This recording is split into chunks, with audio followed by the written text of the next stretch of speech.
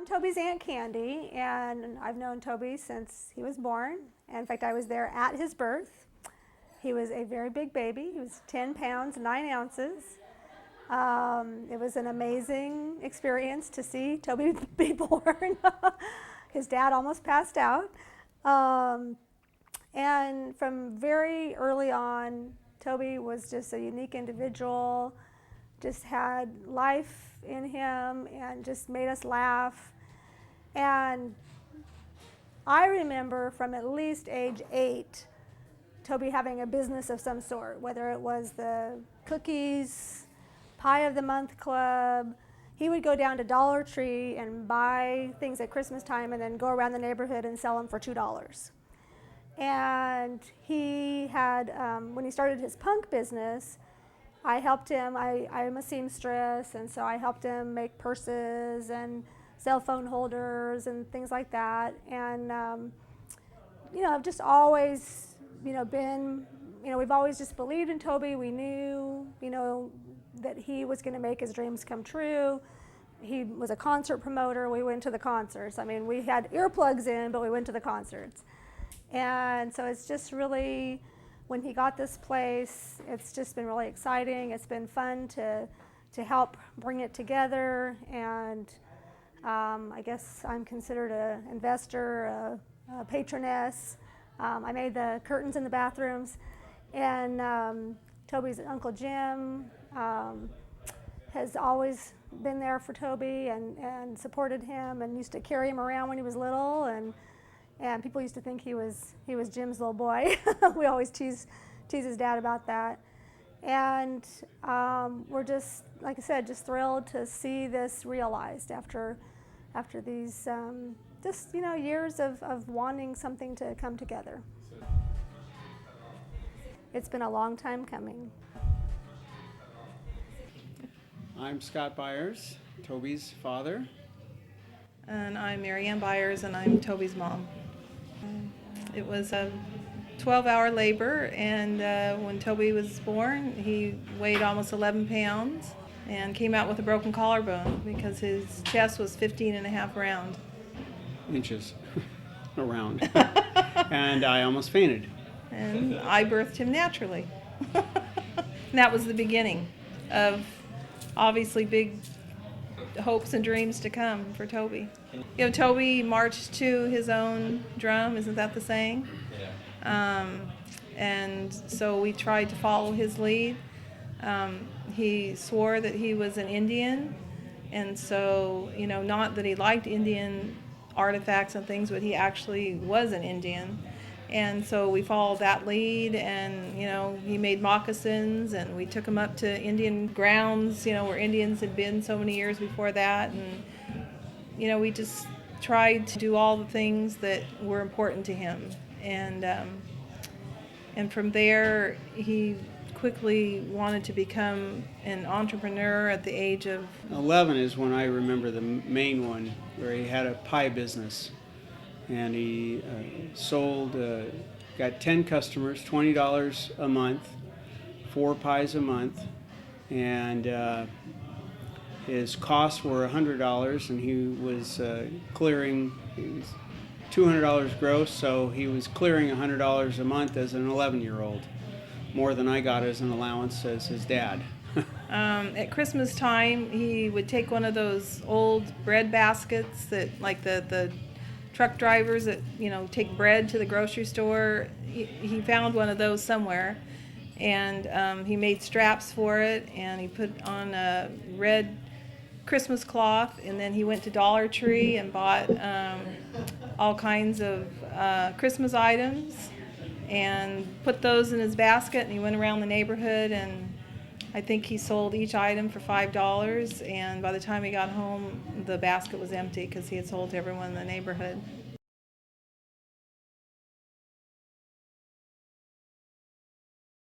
I wasn't surprised in the sense that I know that Toby's mind never stops. It's always going.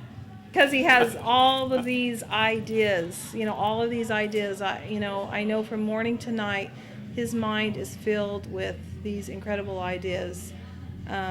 the other part of me, I guess I'm the same person that I was when he was 11 years old. I was scared to death. And when I heard about it, I was uh, two things. One, I was very happy that he was this close to the dream that he's had for years, and also scared because I I approach things a lot differently than Toby does, business wise, and so I knew that questions that I would have asked hadn't even been thought of.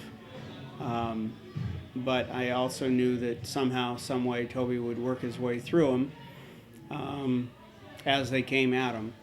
I like to have everything lined up and thought out ahead of time, and Toby jumps in with both feet and says, "Let's go, let's do it." Toby's all about the journey, not the destination. And I think that is something that he has taught us, is to live in the moment and stay in the moment and enjoy the process and trust that we will somehow, some way get to the destination.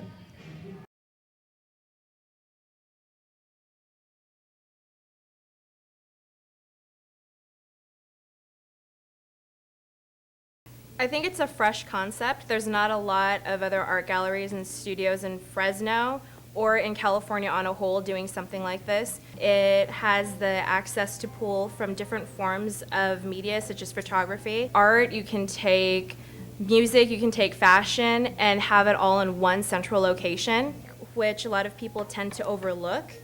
And those are integral parts of art, and a lot of people don't see that as art.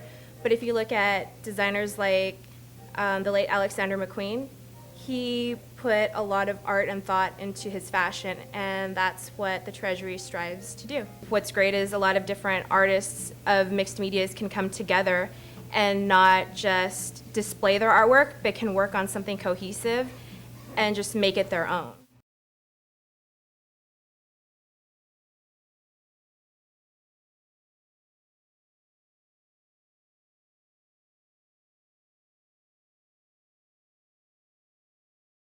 Because it exists is why it No, like exists.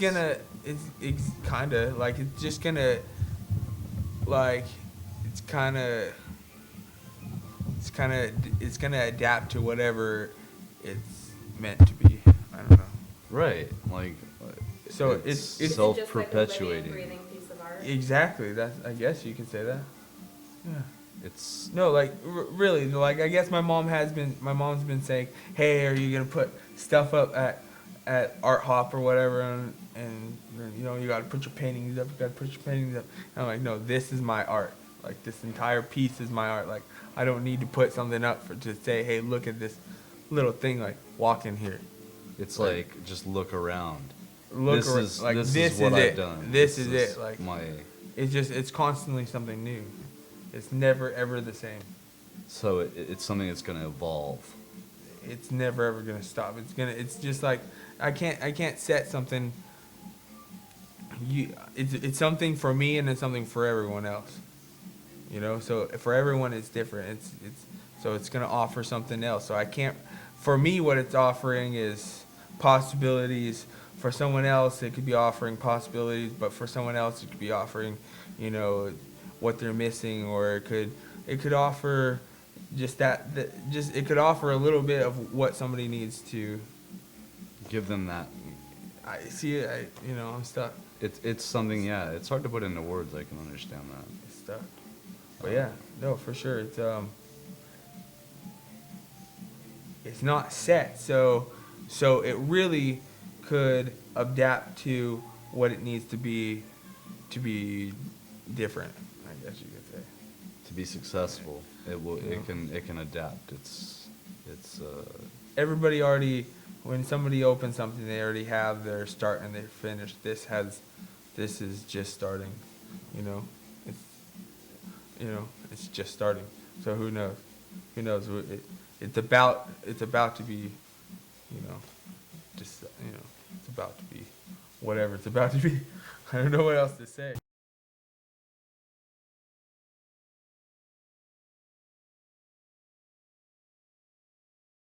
This is Joshua Freeman.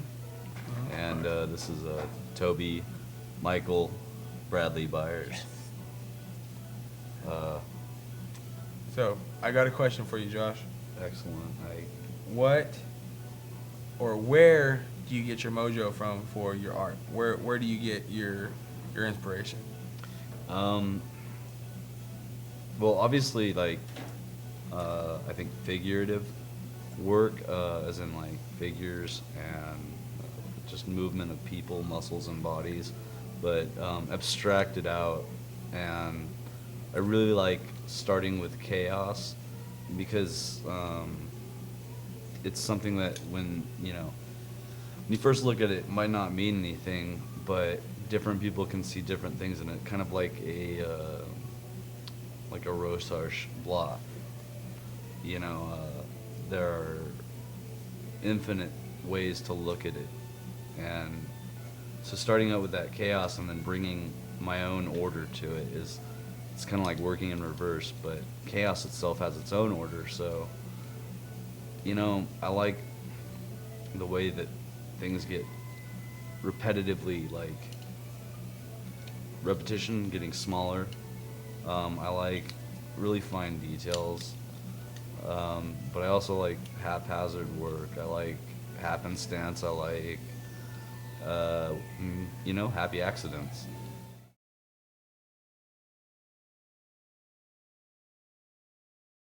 Allison Gish. Joshua Quentin Freeman. Lawrence Vincent Garza.